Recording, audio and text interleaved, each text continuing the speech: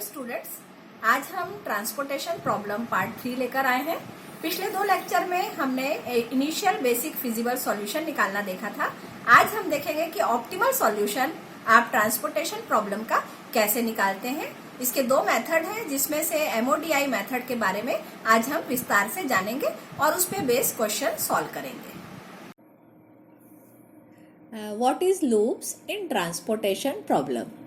Loops in an ordered sequence of 4 or more cells that satisfy the 3 conditions. Any 2 consecutive or adjacent cells lie in either the same row or same column. No 3 or more consecutive cell lie in the same row or column. The last cell is in the same row or column as the first cell. तो transportation problem में loop जो है ये कैसे बनता है loop. तो loop is an ordered sequence, 4 और 4 से ज़्यादा सेल मिलकर बनाते हैं जो कि निम्न कंडीशंस को सेटिस्फाई करें कि any 2 consecutive cells, consecutive means लगातार 2 सेल्स जो हैं, लाई इन आइदर सेम रो और सेम कॉलम, जो हमने ऑक्यूपाई किए हैं। ऑक्यूपाइड जब आप ऑक्यूपाइड सॉल्यूशन जो हमको मिलता है, ऑक्यूपाइड टेबल जो मिलता है उसमें नो 3 और more consecutive cells lie in the same row और कॉलम। 3 और 3 से ज़्यादा सेल अगर एक रो या एक कॉलम में ना हो। The last cell is in the same row और column as is first cell. तो इन तीनों कंडीशंस में आपको लूप मिल सकता है। या कभी कभी जब हम आर्बिट्रेरी चॉइस करते हैं बेसिक फिजिबल सॉल्यूशन निकालने में, तब भी लूप हो सकता है, वहाँ पर लूप फॉर्म हो सकता है। ए loop can be broken in 2 ways, one of which will result in a solution with lesser cost and obtain a better solution with lesser cost. When a basic feasible solution has more than m plus n minus 1 allocation, there is a loop and we break it to get a basic feasible solution without a loop. हमने अभी तक जो basic feasible solution निकालने के 3 method देखे, north west corner rule, matrix minima and Vogel's approximation method. These methods allocate the maximum possible every time. They will not have solution with loops. ये आप loop वाला सॉल्यूशन नहीं मिलता है इनसे। मोस्टली हमको आर्बिट्रेरी चॉइस में ही आपको लूप मिल सकता है। तो लूप को हम ऐसा ब्रेक करते हैं कि हमको और बेटर सॉल्यूशन मिले। Now we come to degenerate basic feasible solution. If occupied cells are less than m plus n minus 1, there exists a degenerate solution, and to overcome it, we assign a small positive epsilon in suitable positions, so that it become an occupied cell and the number of occupied cell equal to m plus n minus 1.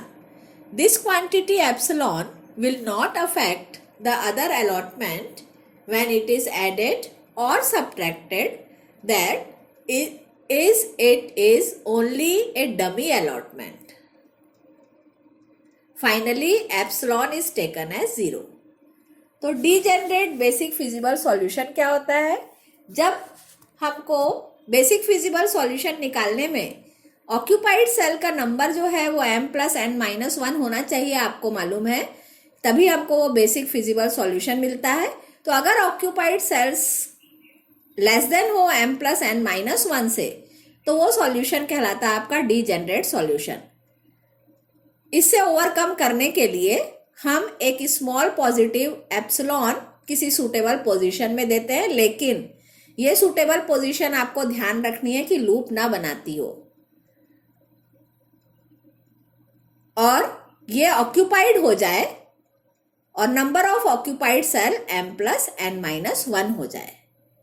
ये quantity epsilon जो हम लेते हैं ये किसी allotment को affect नहीं करती जब इसको हम ऐड या सब्ट्रैक्ट करते हैं। मीन्स ये एक डमी अलॉटमेंट है। फाइनली हम एप्सिलॉन को 0 ले लेते हैं। तो डीजेनरेट बेसिक फिजिबल सॉल्यूशन में एप्सिलॉन वाला सेल जो हम मोस्टली कंसीडर करते हैं वो लोएस्ट कॉस्ट वाला करते हैं, क्योंकि ट्रांसपोर्टेशन प्रॉब्लम में हमारा ऑब्जेक्टिव जो है वो कॉस्ट को मिनिमाइज करना होता है। तो अगर हमको डीजेनरेट बेसिक फिजिबल सॉल्यूशन मिल रहा है तो हम एक अनऑक्यूपाइड सेल को एप्सिलॉन सुटेबल पोजीशन में एप्सिलॉन देते हैं, और ये सुटेबल पोजीशन मोस्टली हम लोएस्ट कॉस्ट की लेते हैं जो कि अनऑक्यूपाइड है। लेकिन अगर वो लूप फॉर्म कर दे, ऐसी कंडीशन हो जाए कि लूप फॉर्म हो जाए, तो वो उस कॉस्ट को छोड़ के हम नेक्स्ट वाले कॉस्ट को देखेंगे जो कि अनऑक्यूपाइड है कि उसको हम एप्सिलॉन दें। और ये एप्सिलॉन अगर आप जब हम आगे ऑप्टिमल सॉल्यूशन भी निकालते हैं तो उसमें ऐड या सब्ट्रैक्ट होता है किसी सेल में, तो हमको कोई उससे इफेक्ट नहीं होता क्योंकि फाइनली हम एप्सिलॉन को 0 वैल्यू दे देते हैं। Now we see test for optimality. तो हमने अभी तक बेसिक फिजिबल सॉल्यूशन निकाला। आपने 3 मेथड देखे, तीनों में प्रॉब्लम के सॉल्यूशन अलग अलग हो सकते हैं क्योंकि वो बेसिक फिजिबल सॉल्यूशन है। अब हम करेंगे कि ऑप्टिमल सॉल्यूशन हम कैसे निकालेंगे। ऑप्टिमल सॉल्यूशन मीन्स कि ट्रांसपोर्टेशन कॉस्ट मिनिमाइज हो और उससे अदर कोई आपको और सॉल्यूशन मिनिमम ना मिले। Means optimal solution is an solution in which no other set of transportation allocations possible which reduce the total transportation cost। एक ऐसा सॉल्यूशन कि उसके अलावा हमको कोई और ट्रांसपोर्टेशन एलोकेशंस ना मिले या पॉसिबल ना हो जो कि ट्रांसपोर्टेशन कॉस्ट को मिनिमाइज करे। After finding the initial basic feasible solution we can find optimal solution if the number of allocation is equal to m plus n minus 1. Second, these allocations should be in independent positions.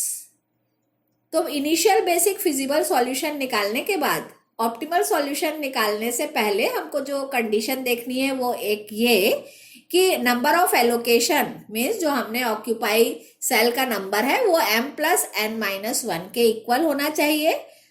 अगर नहीं है तो हमने अभी देखा कि हम epsilon देके किसी एक सेल को उसको ऑक्यूपाई बनाएंगे।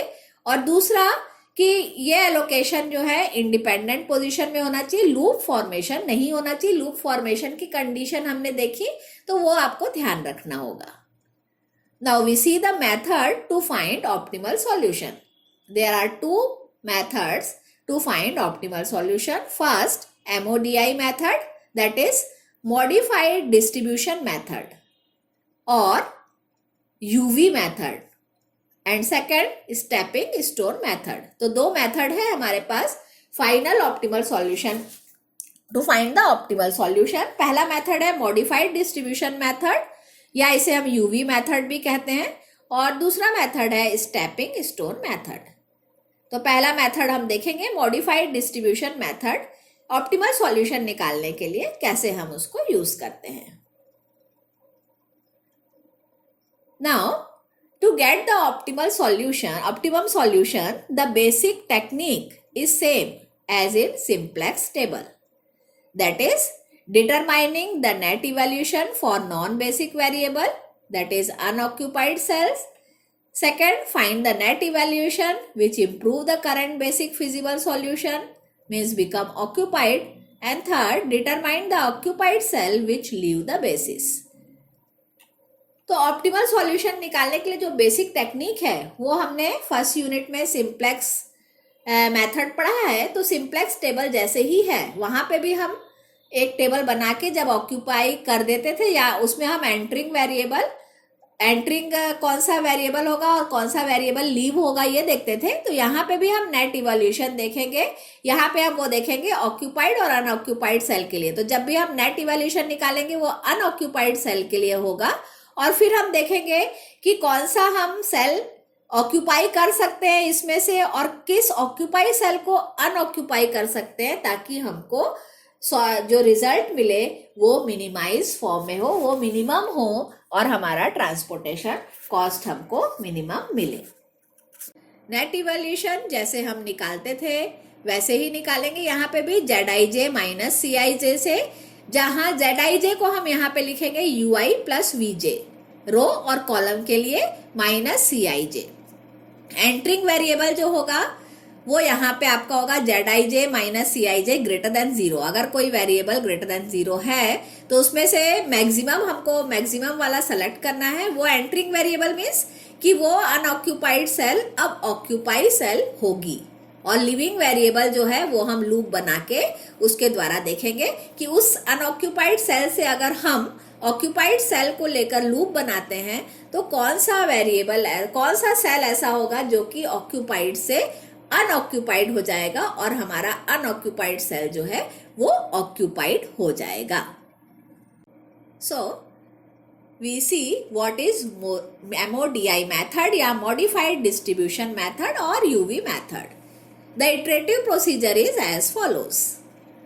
Step 1.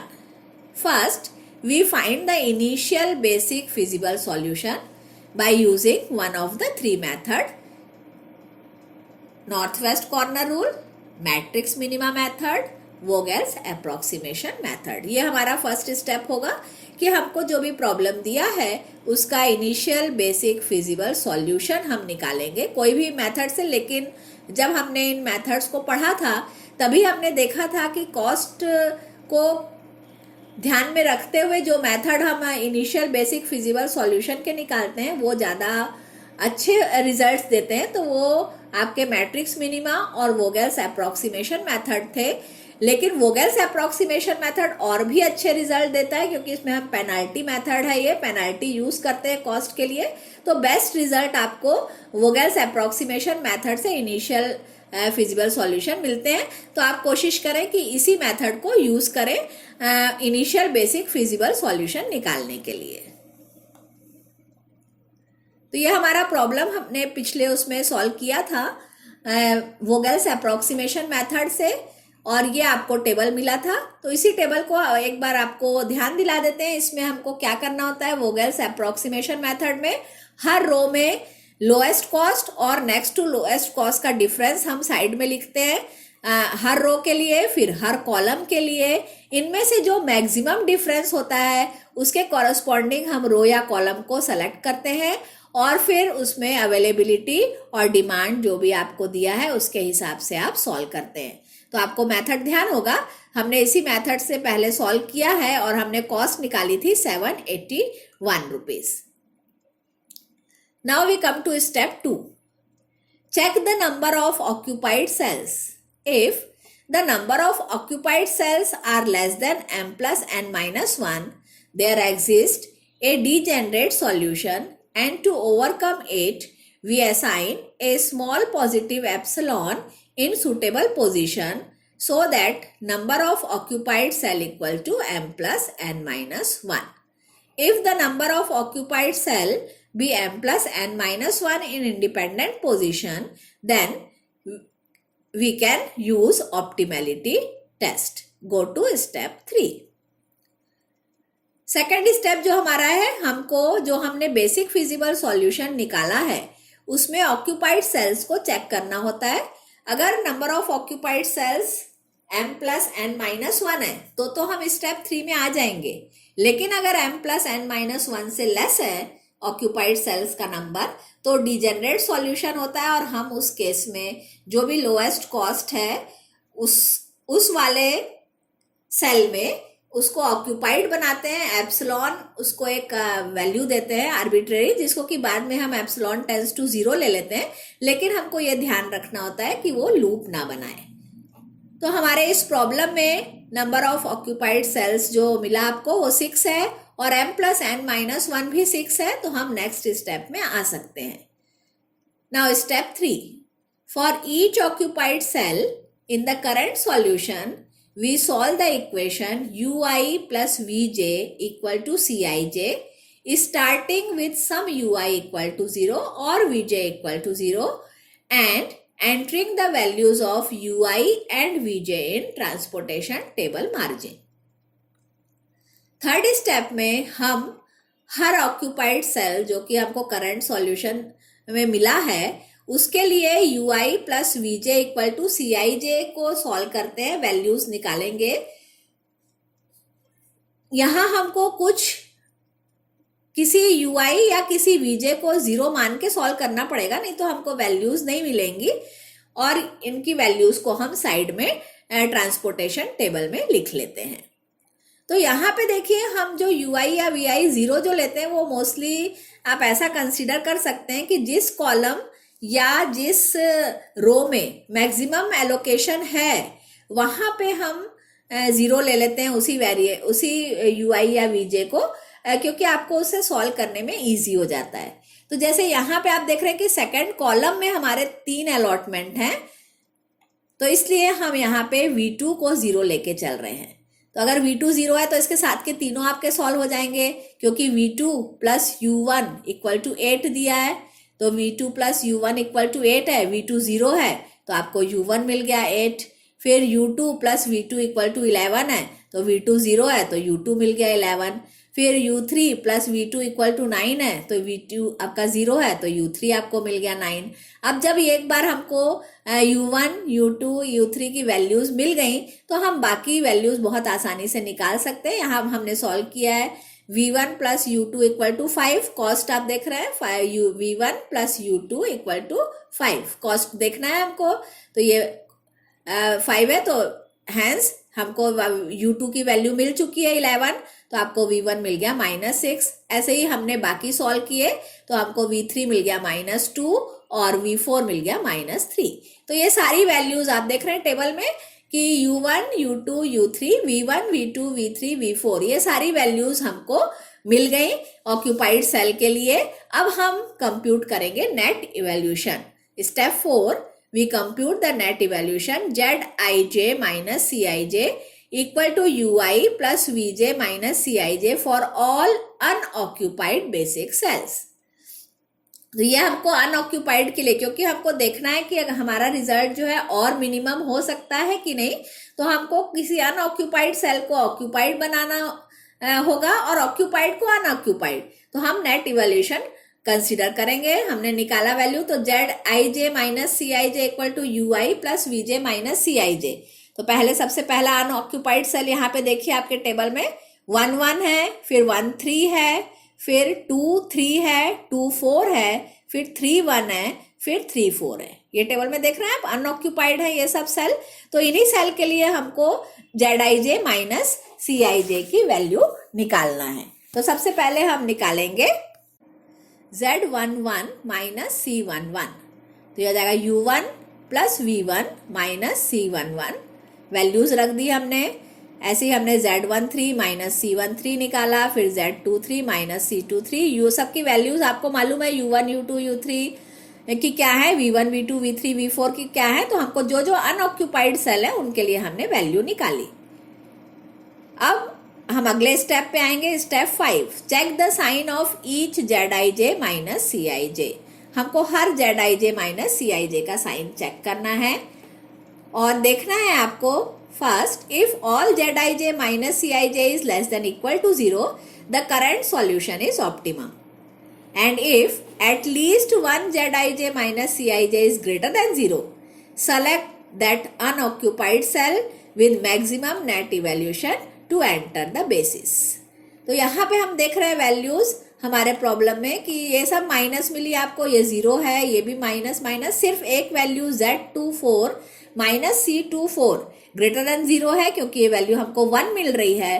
तो इस अनऑक्यूपाइड सेल को, जो 2 4 सेल है हमारा, उसको हम सेलेक्ट करेंगे और उसको हम ऑक्यूपाई करने की कोशिश करेंगे।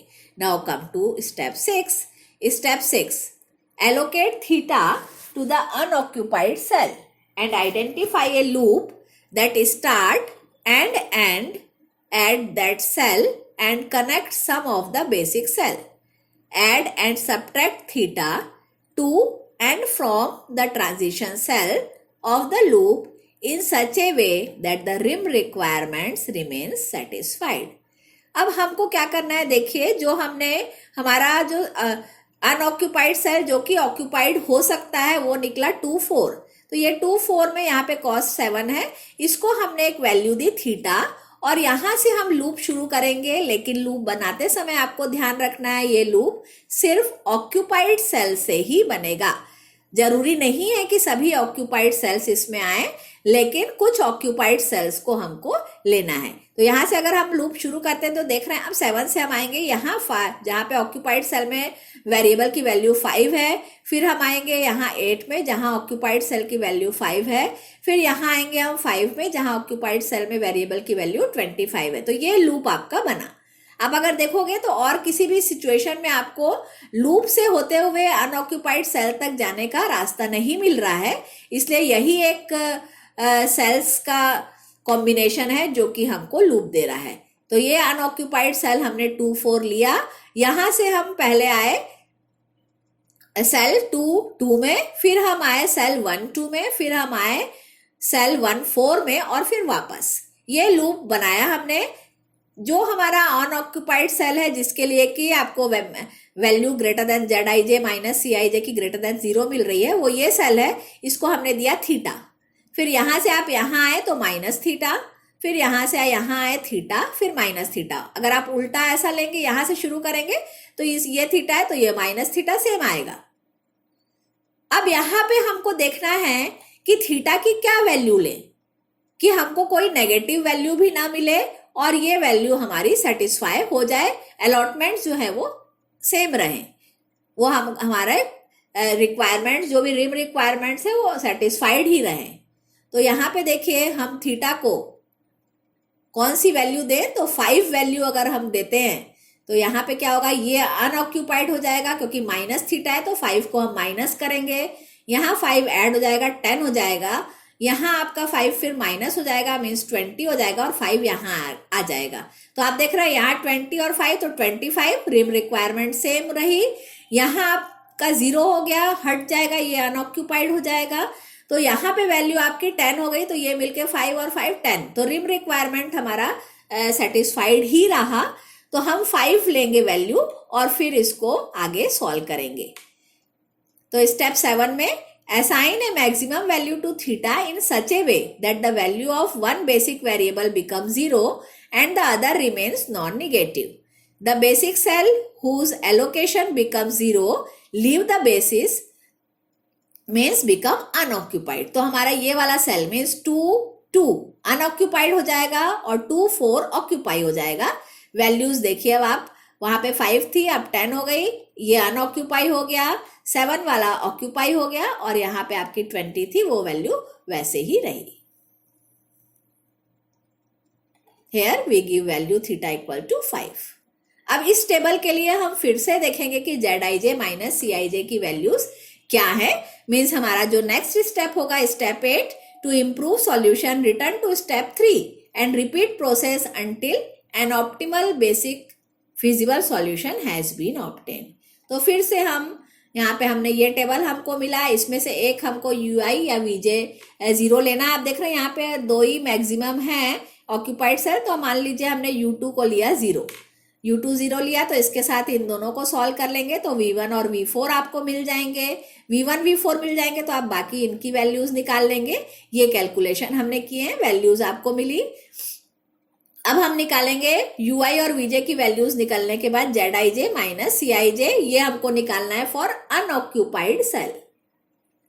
तो अनऑक्यूपाइड सेल यहाँ पे आप कौन सी है, आपकी 1 1 सेल है, 1 3 है, फिर 2 2 है, 2 3 है और 3 1 है और फिर 3 4 है।